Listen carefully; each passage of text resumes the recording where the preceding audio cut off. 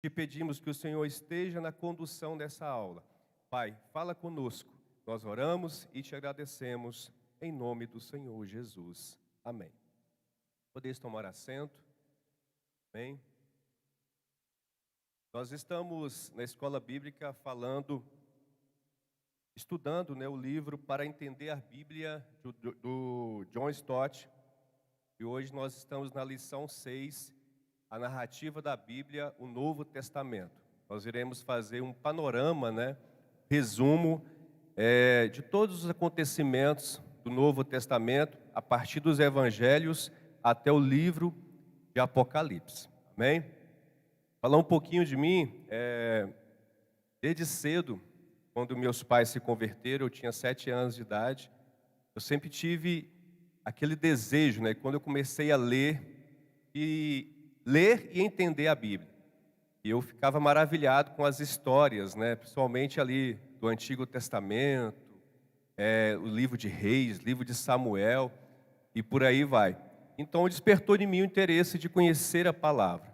E aos 14 anos eu dei minha primeira aula na escola bíblica dominical, que foi para uma classe de adolescentes, de crianças. E de lá para cá, tenho buscado estudar a palavra do Senhor. E para mim é uma alegria estar aqui hoje pela primeira vez na Lagoinha, tendo essa honra, esse privilégio de trazer a palavra do Senhor aos irmãos. Amém? Então, nós iremos estudar a narrativa bíblica, do Novo Testamento. Já estudamos no mês de fevereiro o propósito da Bíblia, a geografia. Na última aula, o irmão Gabriel falou sobre o Antigo Testamento, fez também uma narrativa do Antigo Testamento. E hoje nós iremos estudar o Novo Testamento. E no mês de março, nós iremos concluir aqui as lições baseadas no livro Para Entender a Bíblia. Amém?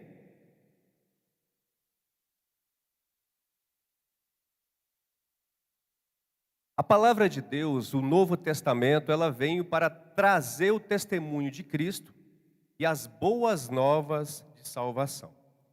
Toda a Bíblia, desde o Antigo Testamento e finalizando o Novo Testamento, o objetivo é apresentar Deus através de Cristo, apresentar ao homem a solução, a restauração do ser humano.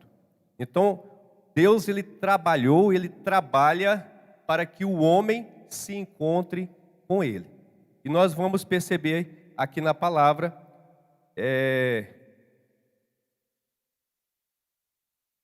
esse objetivo. Aqui no livro de João, capítulo 16, versículo 3 a 15, diz: Mas quando vier aquele Espírito de verdade, Ele vos guiará em toda a verdade, porque não falará de si mesmo, mas dirá tudo o que tiver ouvido e vos anunciará o que há de vir. Ele me glorificará, porque há de receber do que é meu, e vos-lo há de anunciar. Tudo quanto o Pai tem é meu, por isso vos disse que há de receber do que é meu, e vos-lo há de anunciar. O próprio Jesus, ele estava dizendo que o Espírito Santo, ou seja, Deus, através do Espírito Santo, ele trabalharia, ele faria tudo para que a verdade, para que aquilo que Deus queria transmitir às pessoas, transmitir ao ser humano, fosse anunciado. E é baseado nesse Espírito Santo, é na autoridade desse Espírito Santo que nós estamos aqui nessa manhã para aprender a palavra do Senhor. E acima de tudo, guardar essa palavra e vivermos essa palavra que é a verdade. A verdade que salva, a verdade que liberta, a verdade que transforma a vida do ser humano. Amém? Jesus do grego Jesus, do hebraico Yeshua. Então Jesus ele é o centro.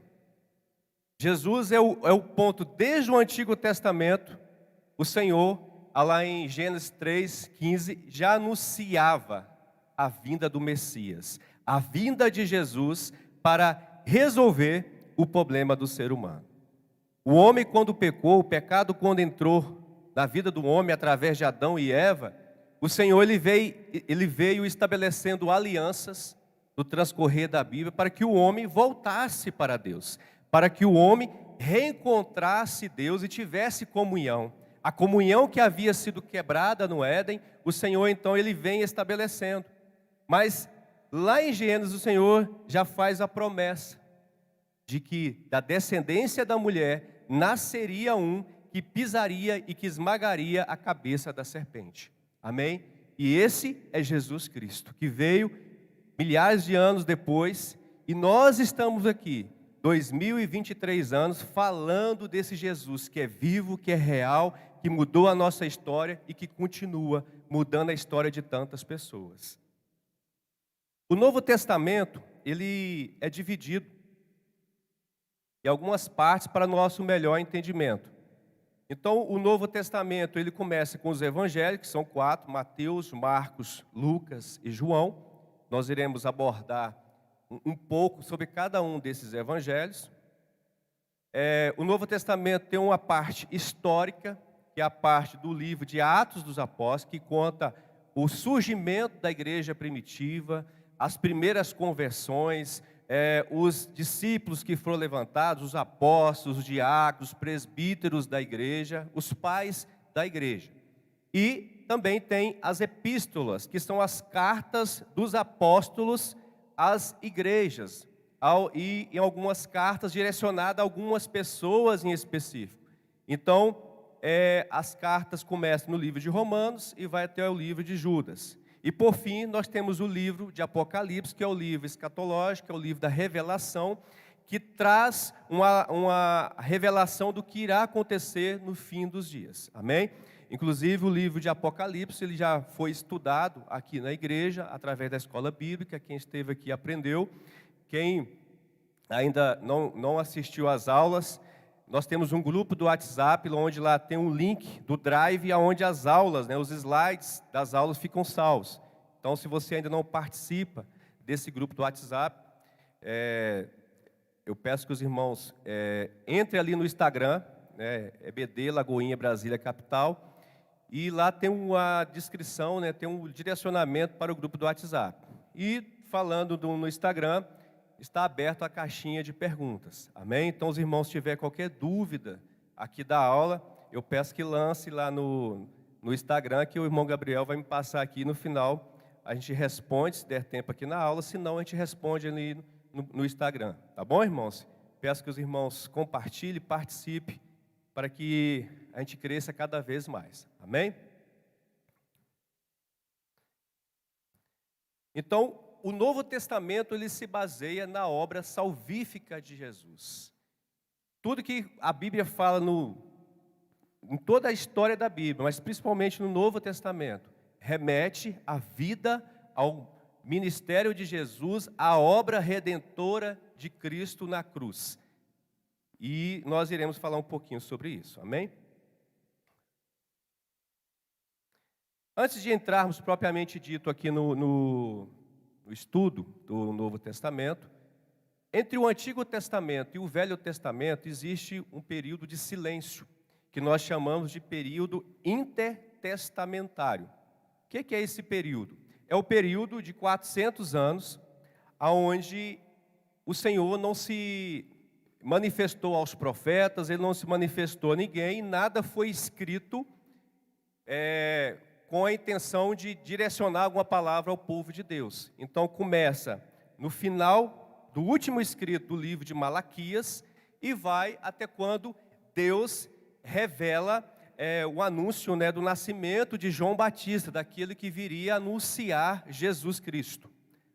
E esse período intertestamentário ele tem algumas divisões que é importante nós estudarmos para entendermos o contexto histórico, geográfico, político, social e religioso de Jerusalém, de Israel, quando Jesus nasce e quando o ministério de Jesus inicia.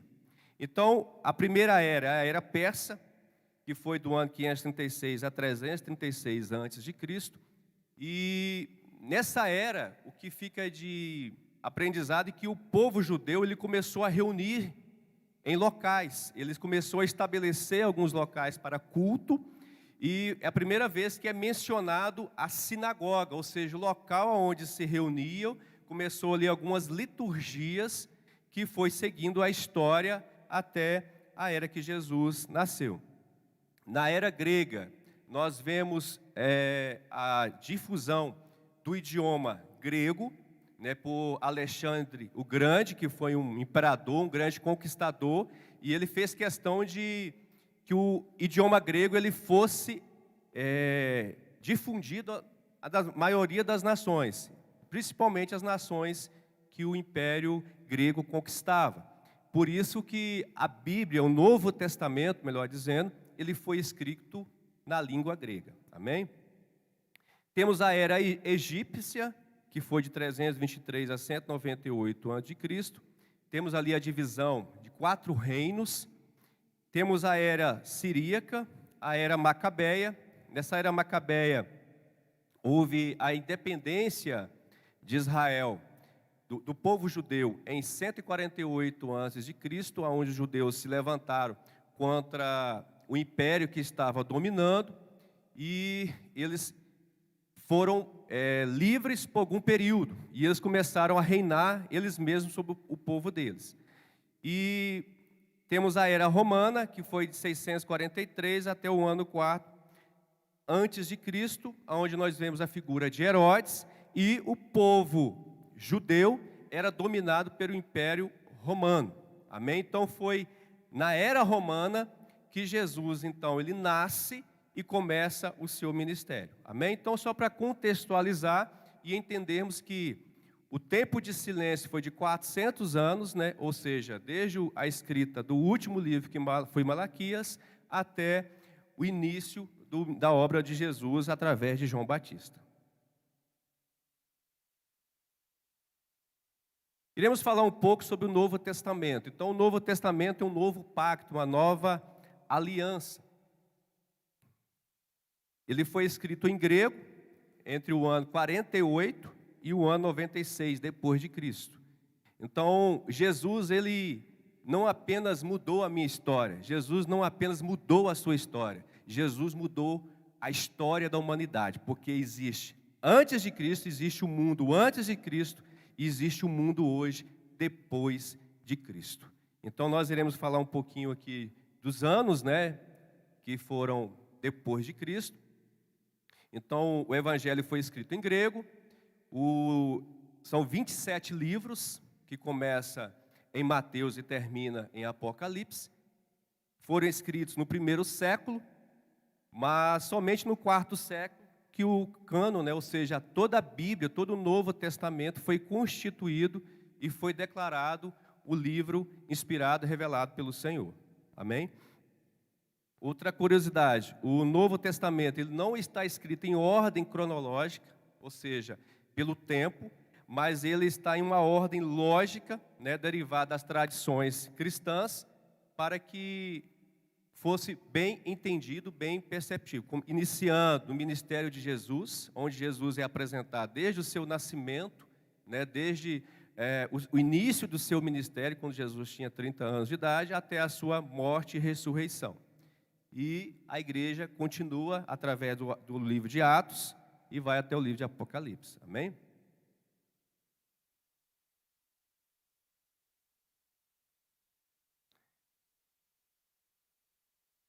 Então, os 3 primeiros evangelhos são Mateus, Marcos e Lucas, que são também conhecidos como evangelhos sinóticos, porque eles são similares. Tudo aquilo que você lê em Mateus, Marcos e Lucas, ele tem certa semelhança na história. E diferente do que acontece com o evangelho de João, né? O evangelho de João, ele é direcionado para os gentios, então ele tem uma linguagem um pouco diferente, mas a história é a mesma. A história de Cristo, o ministério de Jesus, os fatos que ocorreram durante o ministério de Jesus, os milagres, os prodígios que Jesus fez, a mensagem que Jesus transmite aos discípulos, transmite à multidão, transmite a todas as pessoas que com ele se encontraram. Então, cada evangelista enfocou o ministério e os acontecimentos de Jesus por um ângulo. Então, a gente observa, Mateus, ele foca muito para os judeus, e ele apresenta Jesus como o rei dos judeus.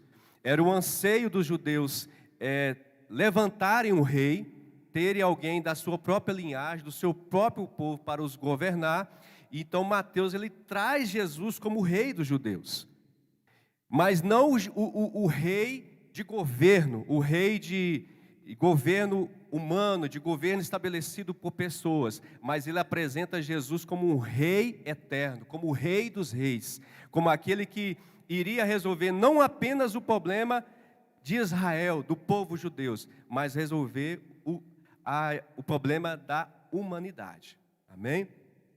Marcos, por sua vez, ele retrata Jesus como um servo que responde à vontade do Pai. Então, Jesus, em diversas vezes, ele fala, o Filho do Homem não veio para ser servido, mas ele veio para servir. Então, Jesus, ele se apresenta como o servo, como aquele que veio com um propósito, com uma missão de resgatar o homem da maldição do pecado e dar-lhe uma vida nova. Lucas, que era um médico, ele fala da humanidade perfeita de Jesus, ele apresenta Jesus como o Filho do Homem, como o Lucas também é uma curiosidade, ele apresenta Jesus nas suas fragilidades, né? Ou seja, Jesus era 100% Deus, mas era 100% homem. Lucas é o livro de Lucas é o único evangelho que retrata o momento que Jesus estava no Getsêmani, antes de ser crucificado, e aquela oração, ele estava ali orando ao Pai, os discípulos dormiram, havia uma batalha espiritual muito grande naquele ambiente, uma pressão psicológica muito grande, e a Bíblia fala em Lucas que Jesus, melhor dizendo, ele começa a suar sangue, as suas glândulas sudoríparas, em vez de expelir suor, expele sangue. Tamanha era a pressão espiritual, a batalha espiritual que havia naquele ambiente. Então Lucas, ele traz esses detalhes mais técnicos, esses detalhes mais científicos sobre o ministério de Jesus, sobre a morte de Jesus e a ressurreição. João apresenta Jesus como o Filho de Deus encarnado, ou seja, o Filho de Deus. Lá em João capítulo 1, do versículo 1 ao 4, diz, no princípio era o Verbo, e o Verbo estava com Deus, e o Verbo era Deus. Ele estava no princípio com Deus. Todas as coisas foram feitas por Ele, e sem Ele nada do que foi feito se fez. Nele estava a vida, e a vida era a luz dos homens. Então, o Verbo que se manifestou, que se encarnou como ser humano, a palavra do Senhor que diz que Ele se esvaziou de si mesmo, assumindo a forma de servo. Então, João, ele apresenta Jesus como Filho de Deus, o Verbo que se encarnou, o Filho de Deus que veio para salvar aquele que estava perdido.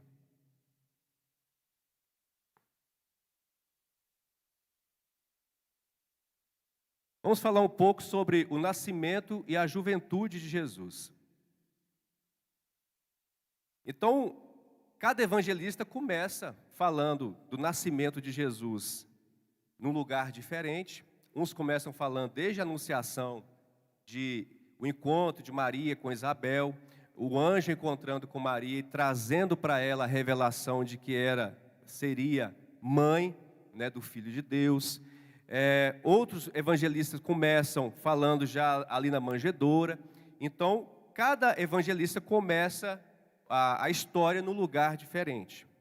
Então, Marcos mergulha no ministério público de Jesus, anunciado como foi por João Batista. Então, ele enfoca o ministério de João Batista, aquele que foi o precursor, aquele que veio para anunciar a Cristo, aquele que veio pregando uma mensagem de arrependimento, uma mensagem dura, uma mensagem forte, mas uma mensagem que levou milhares e milhares de pessoas ao deserto para encontrar-se com Deus. O povo que estava afastado então eles começam a busca pelo Senhor. João, por sua vez, apresenta Jesus como verbo, como eu falei no início. Lucas, ele conta o nascimento de Jesus pelos olhos de Maria, e Mateus, pelos olhos de Maria, e Mateus conta sobre a ótica dos olhos de José. Então, a gente vê um pouquinho essa ótica, como foi o nascimento de Jesus, através de cada evangelho, através de uma ótica diferente, mas a mesma história, o mesmo propósito, o mesmo objetivo. Então, no nascimento, logo após o nascimento de Jesus, José, ele é avisado pelo Senhor que Herodes iria matar as crianças, pequenas, crianças recém-nascidas. Eles fogem para o Egito e José e Maria passam um período ali no Egito com Jesus. Então, Jesus passou um período da sua infância no Egito. Depois eles retornam, ele cresce em Nazaré, na Galileia, e nós observamos que a Bíblia fala poucos relatos sobre a infância de Jesus. Ela dá enfoque em uma passagem que foi quando Jesus estava no meio da sinagoga, conversando com os doutores da lei, ouvindo os doutores e interrogando os doutores. Ele estava ali sendo usado com poder, com autoridade, com graça, com conhecimento. E os pais até ficaram assim surpresos, e todos aqueles que estavam ali também ficaram surpresos. Então, esse é o nascimento, a história do nascimento e da infância de Jesus.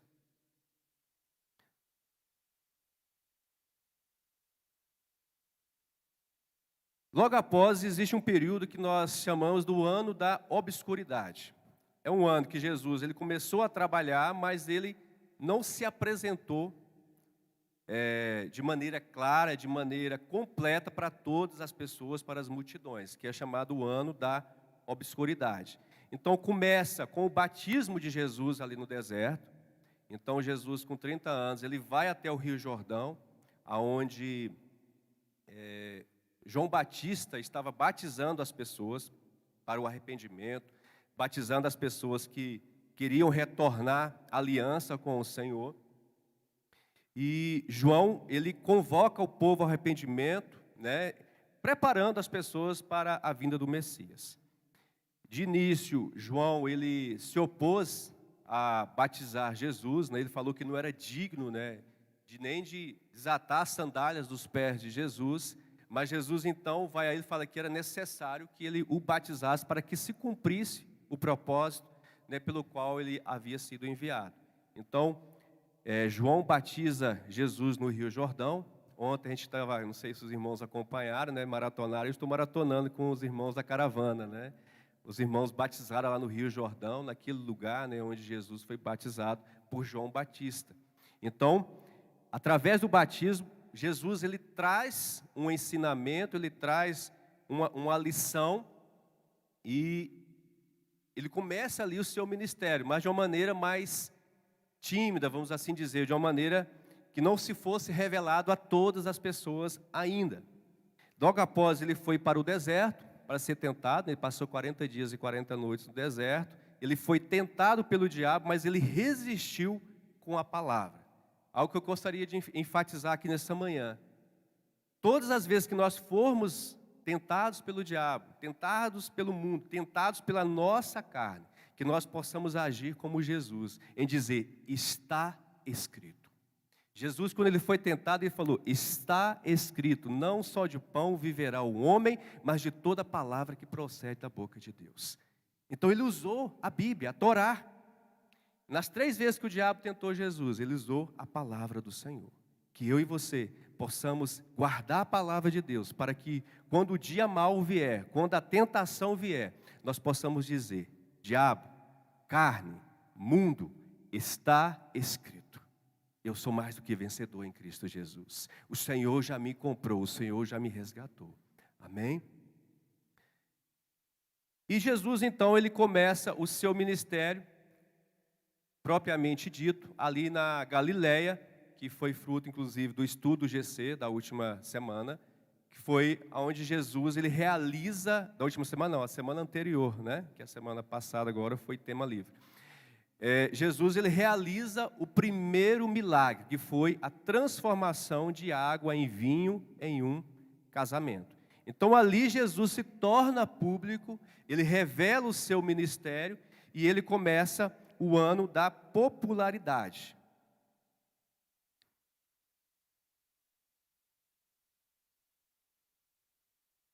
Então, Jesus ele começa a sua caminhada, ele já tinha chamado algumas pessoas para segui-lo, né? Já tinha chamado Pedro, já João, Tiago, para segui-lo. E eles então começam a andar de cidade em cidade, levando uma mensagem de esperança, uma mensagem de arrependimento, uma mensagem de vida eterna. E Jesus também, algum fato interessante, foi que ele estava na sinagoga, no meio dos doutores da lei, e ele então, ele lê o livro de Isaías, capítulo 61, e ele diz que naquele dia, aquela palavra que foi profetizada por Isaías há 600 anos atrás, havia se cumprido. Né? Vamos ler? Está lá em Lucas, capítulo 4, versículo 18 ao versículo 21, ou também Isaías 61, que é a mesma palavra. Amém? Diz assim: o Espírito do Senhor é sobre mim, pois que me ungiu para evangelizar os pobres, enviou-me a curar os quebrantados de coração, a pregar liberdade aos cativos e restauração da vista aos cegos, a pôr em liberdade os oprimidos, a anunciar o ano aceitável do Senhor. E cerrando o livro e tornando-o a dar ao ministro, assentou-se. E os olhos de todos na sinagoga estavam fitos nele. Então começou a dizer-lhes: hoje se cumpriu esta escritura em vossos ouvidos. Então ele publicamente ele diz qual era a intenção do seu ministério. O ministério de Jesus ele veio para evangelizar os pobres, ou seja, sem nenhuma para todas as classes sociais. Jesus veio para anunciar a mensagem de salvação. Ele veio para curar os quebrantados de coração. Ele veio para pregar liberdade aos cativos. E ele veio para restaurar a vista aos cegos. Não apenas a visão natural, mas principalmente a visão espiritual. Então, Jesus ele está aqui hoje para restaurar, para curar, não apenas a visão física, a visão natural, mas principalmente a visão espiritual. Ele veio para pregoar o ano aceitável do Senhor. Ele veio para pregoar um novo tempo, uma nova história, um novo momento. Amém? Então, depois que ele falou isso ali na sinagoga, ele foi expulso da cidade, então já começou ali um período de agitação na classe religiosa, né, os fariseus, os saduqueus. Ao mesmo tempo, o Império Romano já ficou alerta, porque apareceu ali um profeta, mesmo sendo natural naquele tempo a aparição de vários profetas, vários messias, entre aspas, mas Jesus ele veio de uma maneira diferente. Jesus veio com uma mensagem totalmente contrária, muitas vezes, àqueles que eram manifestos. Então, ele vem centrando, né, a sua mensagem, as suas palavras, né, quer seja para os discípulos, quer seja para a multidão que o acompanhava, que estava com ele nos montes, que estava com Jesus próximo aos lagos, né, aos mares. Ele vem trazendo a mensagem do Evangelho de Deus. Ele veio anunciando que existia um reino que não é deste mundo, um reino que não se acaba, mas que um reino que permanece, um reino eterno. Então ele vem trazendo essa mensagem. Esse reino dividido, né, consistia no reinado pessoal de Deus na vida dos seres humanos, e ele tinha vindo para inaugurar esse reino. Então ele veio assim: olha, eu vim para anunciar um reino de Deus na sua vida. E é isso que nós hoje como igreja estamos fazendo. Nós estamos aqui nessa escola bíblica para aprender cada vez mais a palavra do Senhor, para anunciarmos um reino do Senhor na vida das pessoas, na vida dos nossos vizinhos, na vida dos nossos familiares, dizendo que Jesus, Ele continua em nossas vidas. Jesus, Ele é Senhor, Ele é Rei de nossas vidas, amém? Então as pessoas ficaram perplexas, né, diante da autoridade de Jesus, eles ficaram maravilhados com a forma que Jesus falava, com a autoridade que Jesus falava, porque Jesus, Ele falava com poder, Ele falava com ousadia, Ele falava cheio do Espírito Santo, cheio de Deus, Ele era Deus. Então, Ele não falava de apenas palavras, Ele não falava apenas filosofia, apenas algum conhecimento humano, mas Ele trazia uma palavra de vida. Que nós possamos seguir como Jesus, falando não de nós mesmos, não do nosso conhecimento, não do nosso intelecto, mas que nós sejamos ousados em falar a palavra cheia do Espírito Santo. Ele falava através de parábolas, né? Então Jesus, ele falava através de palavras, ilustrações que traziam uma mensagem para aplicação na vida das pessoas, naquele momento que as pessoas estavam vivendo, na linguagem simples do povo, mas que todas as pessoas entendiam. Inclusive foi estudado aqui na escola bíblica também as parábolas de Jesus, onde foi falado qual era a intenção daquela parábola, qual era a mensagem, para quem ela era destinada. E Jesus, ele realizou inúmeros milagres, né? Jesus curou cego, Jesus fez paralítico andar, Jesus expulsou demônio daquele que estava oprimido, Jesus ressuscitou mortos, Jesus multiplicou, né, os pães e os peixes. Então Jesus, ele fez inúmeros milagres, mostrando o seu poder, mostrando a sua glória. Então esse foi o ano da popularidade de Jesus, né? Então na tripartite da pregação, ensino e cura, ele também discipulou os 12. Então Jesus, ele fez, em 3 anos de ministério, ele fez muita coisa, mas tudo com propósito, tudo com direcionamento. Enquanto ele curava, ele mostrava uma lição para os discípulos. Enquanto ele expulsava o demônio de um oprimido, ele trazia outro ensinamento. Então ele pregou, ele ensinou, ele curou, mas principalmente ele discipulou. Ele formou pessoas para que essas pessoas dessem prosseguimento ao seu ministério. Vamos falar um pouco do ano da adversidade.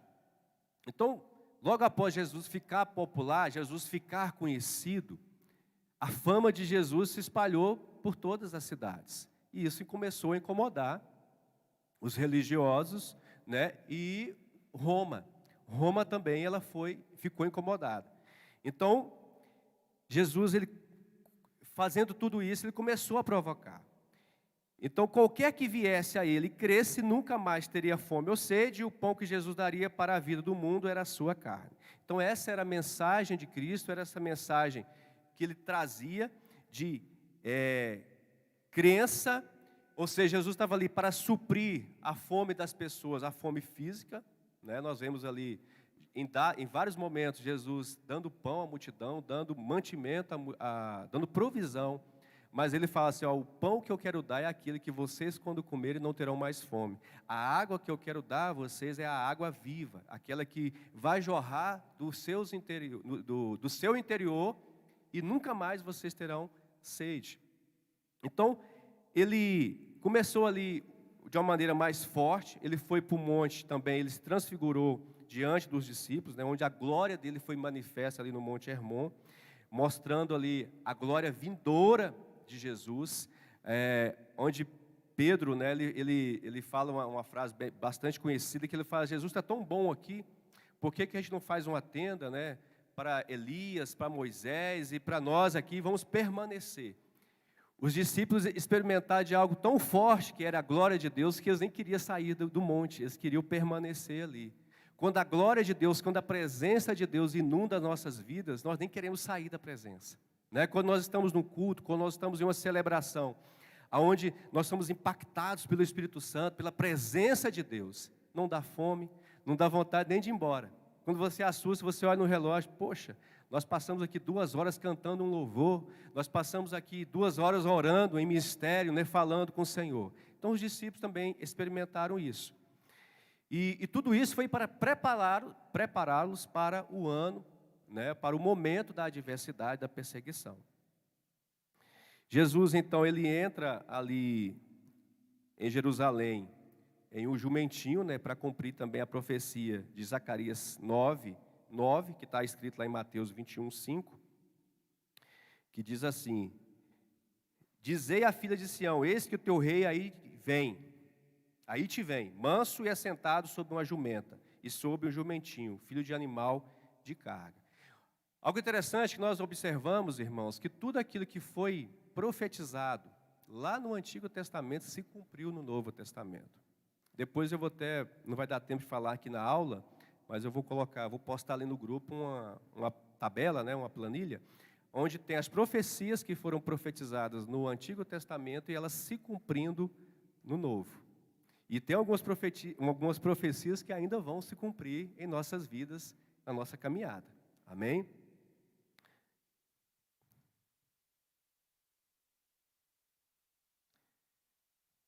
Falar um pouquinho da morte, né, e ressurreição de Jesus. Então, Jesus, logo após entrar em Jerusalém, ele vai para um local, né, que foi cedido, onde ele faz a última ceia, né, ele celebra a ceia com os discípulos, ele traz uma mensagem que tem um simbolismo para nós hoje como cristãos, um simbolismo de aliança, um simbolismo de compromisso, aonde ele pega o pão e diz que o corpo dele, aquele pão, simbolizava o corpo dele que seria rasgado, que seria entregue na cruz do Calvário para a salvação do homem. Ele pega o cálice, né, de vinho e fala, esse cálice é o cálice da nova aliança. Então ele estabelece uma aliança com o homem, a nova e a última aliança que Deus estabelece com o ser humano. Deus fez aliança desde Adão, Abraão, Moisés, fez aliança com Davi e outras pessoas na Bíblia.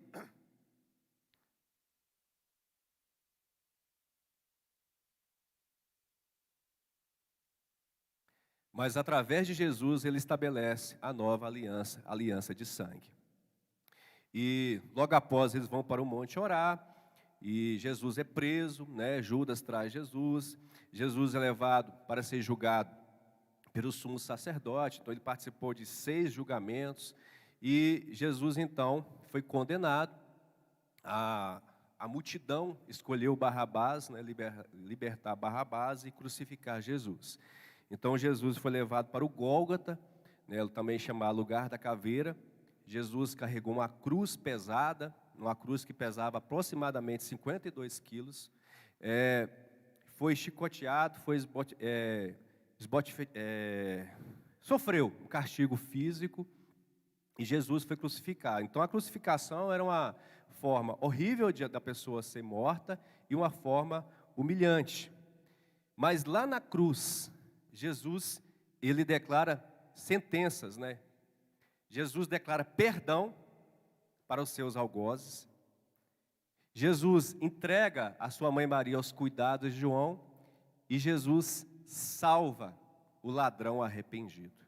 Então, mesmo lá na cruz, Jesus libera 3 sentenças. Uma sentença de salvação, uma sentença de perdão e uma sentença de cuidado, de amor.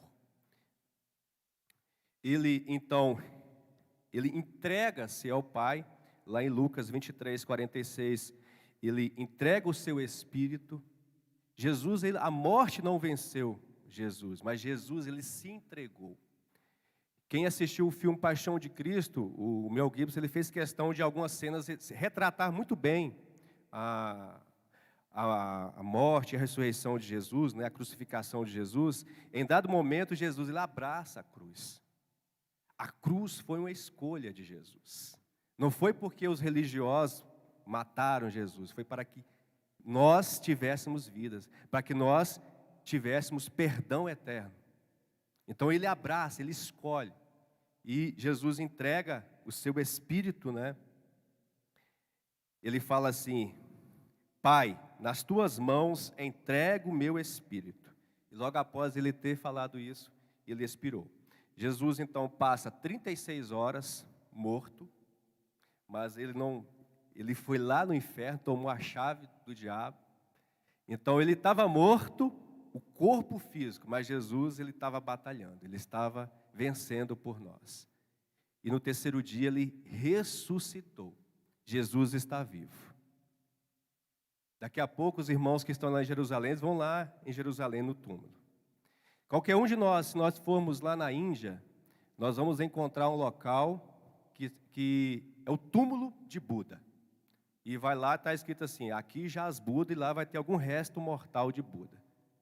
Se formos lá em Meca, vai ter um local, inclusive, que é um local de muita peregrinação dos islamistas. Lá tem um local onde está o corpo de Maomé, que é o líder do islamismo. Mas se nós formos em Jerusalém, lá vai ter um túmulo. Só que lá está escrito diferente. Lá está escrito, ele não está aqui. Ele ressuscitou. Então Jesus está vivo. Ele está na destra do Pai. Amém? Então logo após a ressurreição de Jesus, ele passou 40 dias, ele começou a aparecer para algumas pessoas, apareceu para Maria e outras mulheres, apareceu para os discípulos no caminho de Emaús.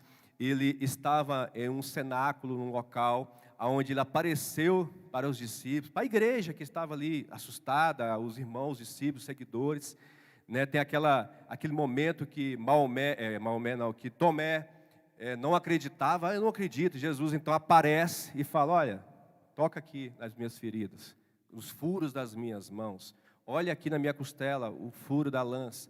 Então, Jesus então ele ficou 40 dias logo após ressuscitar, juntamente com os discípulos. E no Monte das Oliveiras, ele prometeu aos discípulos o poder de serem suas testemunhas, os abençoou e foi levado aos céus. Amém? Então Jesus ele faz uma promessa, essa promessa que eles receberiam poder, capacitação, para serem testemunhas do evangelho que ele ensinou, do evangelho que ele pregou. E é para isso que ele deixou o Espírito Santo, para eu e você sermos testemunhas do Senhor, tanto aqui em Brasília, no Brasil e nas nações onde o Senhor nos enviar.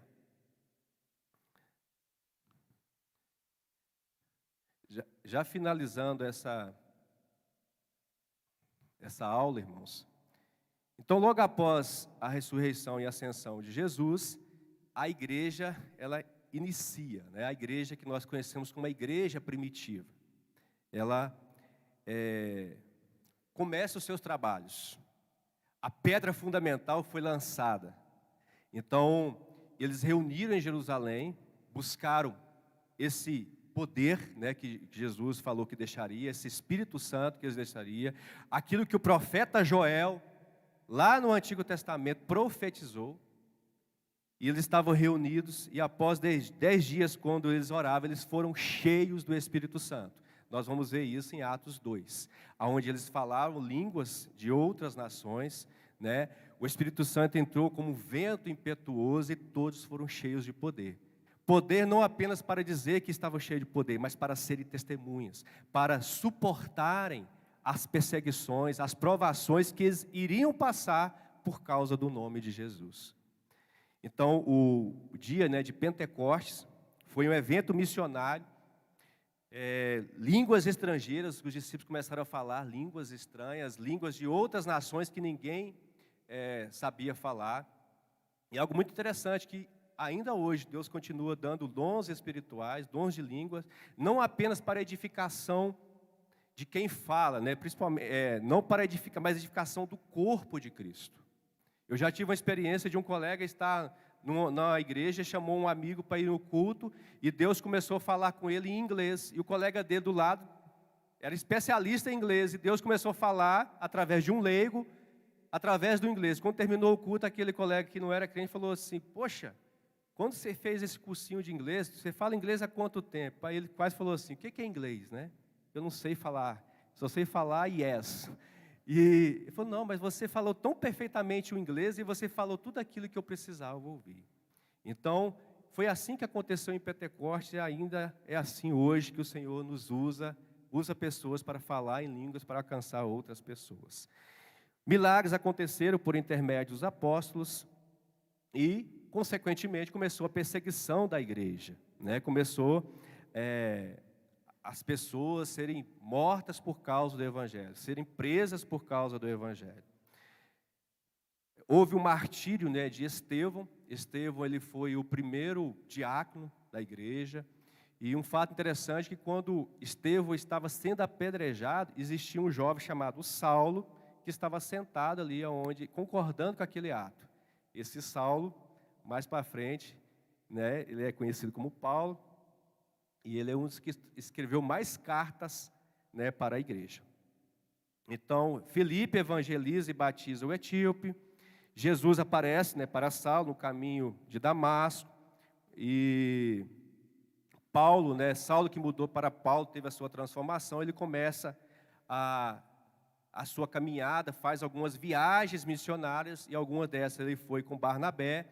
Eles evangelizaram e discipularam os irmãos em Antioquia, que é a primeira igreja gentia estabelecida, e pela primeira vez esse grupo de pessoas são chamados de cristãos.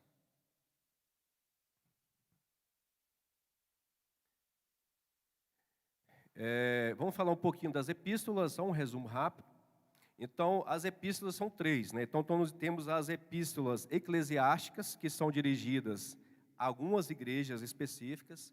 Nós temos o livro de Romanos, né? O 1º e 2º Coríntios, Hebreus, Gálatas, Efésios, Filipenses, Colossenses e 1º e 2º Tessalonicenses. Então, o apóstolo Paulo, ele direciona algumas cartas de recomendação de ensino especificamente para essas igrejas. Temos as epístolas que são conhecidas como pastorais, que foram aquelas que foram escritas para algumas pessoas, para o bom desenvolvimento do ministério, para o chamado ministerial, para o crescimento como líder, como pastor, como obreiro da obra, né? Que foi 1º e 2º Timóteo, Tito e Filemão. E temos as epístolas universais, que elas foram escritas para as igrejas de uma forma geral, de uma forma generalizada. Então, Tiago, 1º e 2º Pedro, e 1º, 2º e 3º João. Concluindo, irmãos,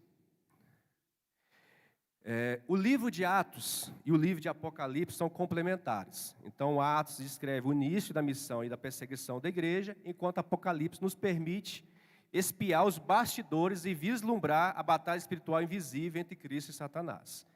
O livro de Apocalipse também foi fruto de estudo aqui na igreja, na escola bíblica, onde foi trazido à luz muito daquilo que está escrito ali no livro de Apocalipse, o que significa, né, o que traz de entendimento para nós como igreja.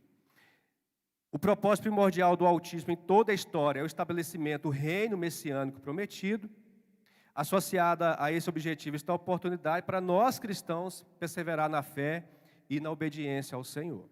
E que haja em nosso coração, que haja um desejo no nosso coração de desejar sempre dizer: Maranata, ora vem Senhor Jesus. Que nós possamos ansiar pela volta do Senhor. O nosso reino não é deste mundo, o nosso reino é eterno.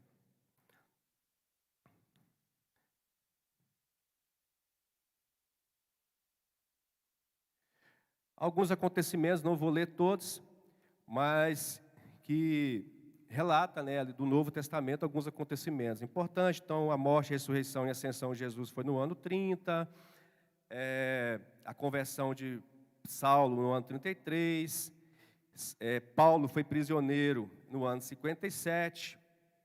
Em 64, né, houve um incêndio em Roma, onde Nero ele colocou fogo em Roma e colocou a culpa nos cristãos, e com isso ele começou uma matança, uma crucificação, uma perseguição muito grande na vida dos cristãos. Paulo ele foi decapitado em 65. Em 70 houve a destruição de Jerusalém por Tito, né? Ou seja, aquela muralha que hoje é conhecida como Muro das Lamentações é resultado dessa destruição que houve no ano 60. E no ano 100, o apóstolo João morre de velhice lá na ilha de Patmos. Amém? Então, essa é o ensinamento da escola bíblica. Não sei se foi feita alguma pergunta, mas o nosso tempo ele é bem corrido. Espero que os irmãos tenham entendido. E eu consigo que os irmãos leiam, né? Quem adquiriu o livro, quem não adquiriu, puder adquirir o livro, é muito importante. Eu fiz um resumo, um relato bem rápido, aqui da panorâmica do Novo Testamento. E na próxima aula, deixo como dever de casa para os irmãos, ler o capítulo 7 do livro, né, que vai falar sobre a mensagem da Bíblia. Qual é o poder da mensagem? Amém?